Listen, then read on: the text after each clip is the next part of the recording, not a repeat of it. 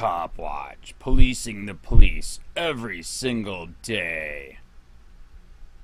The Gun Trace Task Force was at the center of one of the biggest corruption scandals in Baltimore police history. Today, the leader of the disgraced unit begged a judge for mercy. Another officer's sentence just handed down. WJZ investigator Mike Helgren live at the courthouse downtown with the breaking developments. Mike?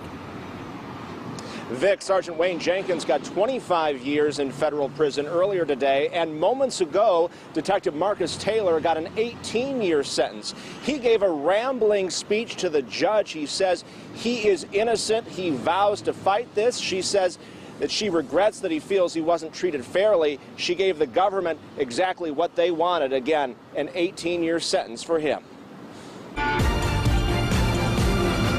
A judge sentenced Sergeant Wayne Jenkins to 25 years in federal prison. You have a gun and cocaine, probably I would say 2 1/4 just by looking at it. The former head of the corrupt Baltimore Police Gun Trace Task Force wept and apologized for crimes that prosecutors say included at least 10 armed robberies, planting evidence, falsifying overtime, and selling $1 million worth of drugs, including prescriptions looted from pharmacies after Freddie Gray's death. Do you have anything you'd like to say on behalf of your brother? No, sir. Jenkins' family declined comment, but he wept in court, apologizing to his loved ones and the people of Baltimore, including victims like the Davis sisters, whose dad died after Jenkins wrongfully started a car chase. 7 years later, we find out that corrupt cops who swore to protect and serve were nothing more than criminals. He apologized for it, Mr. Jenkins, but it still hurts. It still hurts. What did you think of his apology? Did you think it was sincere? I believe it was sincere. Do you trust the police department after what your family has been through? No, sir. No, never. Can anything change that? I don't think so. Not now. Federal prosecutors say the Gun Trace Task Force was a criminal gang, describing their corruption as breathtaking, saying officers were greedy and arrogant. They wanted the maximum sentence for Jenkins, 30 years, to send a message. In sentencing Jenkins to less time, the judge said she believed he accepted responsibility and regretted what he'd done. Do you think this sends the right message, this sentence? It should. If it doesn't, it's something wrong. Something really wrong if this doesn't send the right message. There are more than 1,700 criminal cases in Baltimore City that have been impacted by the actions of these officers. Both Jenkins and Taylor will serve a period of supervised probation after their eventual release. Live at the federal courthouse, Mike Helgren, WJZ. Mike, thank you. Detectives Evodio Hendricks and Maurice Ward will be sentenced tomorrow. Sergeant Wayne Jenkins of the Gun Trace Task Force was just sentenced to 25 years in federal prison in federal court. Jenkins pleaded guilty to racketeering and to participating in planting drugs on a man who went to federal prison. Prosecutors were asking for the maximum sentence of 30 years, while Jenkins was asking for 20. In a pretty emotional moment, Jenkins addressed the crowd in the courtroom for several minutes, sobbing, his voice cracking throughout, apologizing for what he had done.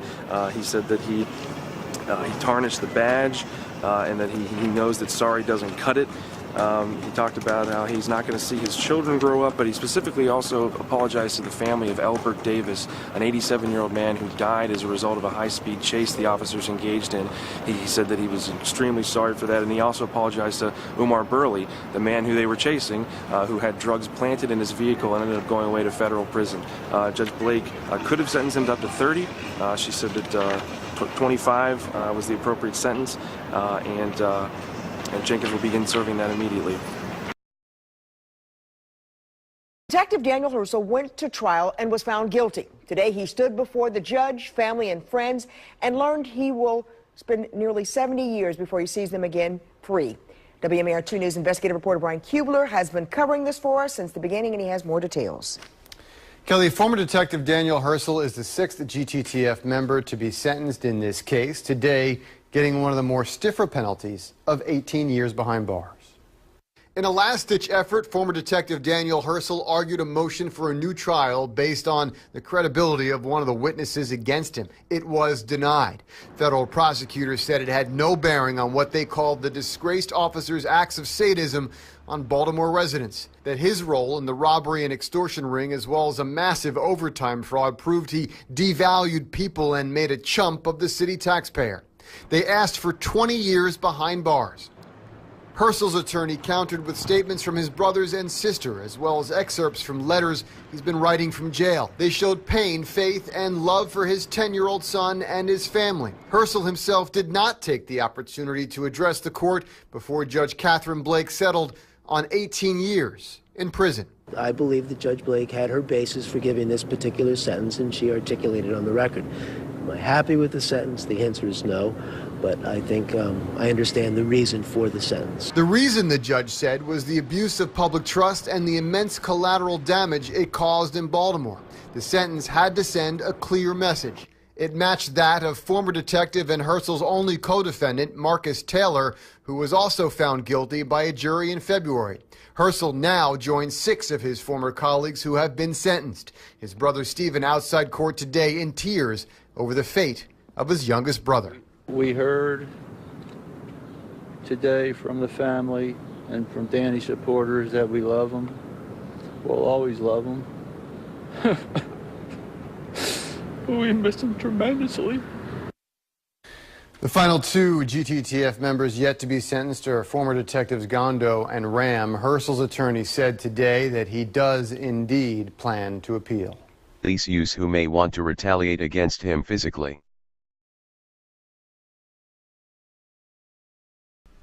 Hey Charlotte County, this is Charlotte County COPWATCH, and I just wanted you to know that I am using this stuff under fair use.